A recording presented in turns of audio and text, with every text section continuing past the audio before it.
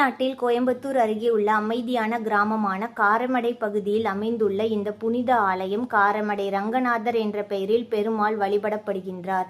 பழமையான காலத்தில் இந்த பகுதி அடர்ந்த காடாகவும் தியானம் செய்ய உகந்த தெய்வீக நிலமாகவும் இருந்ததாக கூறப்படுகின்றது. முனிவர்கள் மற்றும் சித்தர்கள் இங்கு தவம் செய்தனர். அவர்களின் உலக நலனுக்காகவும் விஷ்ணுவை தியானித்தனர்.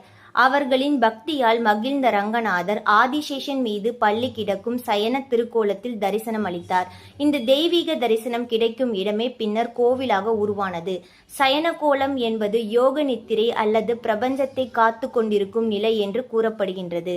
பக்தர்கள் மன அமைதி, வாழ்க்கை சமநிலை, ஆன்மீக முன்னேற்றம் அளிப்பதாக நம்புகின்றனர். சிறிய கிராமமாக இருந்தாலும் மிகுந்த ஆன்மீக சக்தி கொண்டதாக கருதப்படுகின்றது. மன அழுத்த பிரச்சனைகள், தடைகள் நீங்கும் என்று பக்தர்கள் நம்புகின்றனர். இந்த ஆலயம் அமைதியான சூழல் காரணமாக தியானத்துக்கு உகந்த இடமாக உள்ளது. இந்த கோவிலில் நடைபெறும் முக்கிய விழாக்கள் வைகுண்ட ஏகாதசி மிக பெரிய திருவிழாவாக கொண்டாடப்படும். மேலும் புரட்டாசி மாத சனிக்கிழமை பெருமாள் வழிபாட்டிற்கு சிறப்பு மற்றும் ஏகாதசி நாட்கள் விசேஷ பூஜைகள் நடைபெறும். காரமடை ரங்கநாதர் கோவிலில் அமைதியில் இருக்கும் பரம்பன் என்ற உணர்வை தருகின்றது.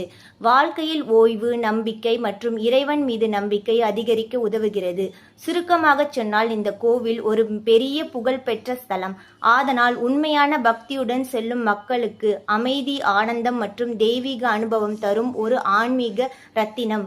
இது போன்ற கோவிலின் வீடியோக்களை பற்றி பார்ப்பதற்கு சாய் அர்ஜுன் யூடியூப் சேனலை சப்ஸ்கிரைப் செய்யுங்கள்.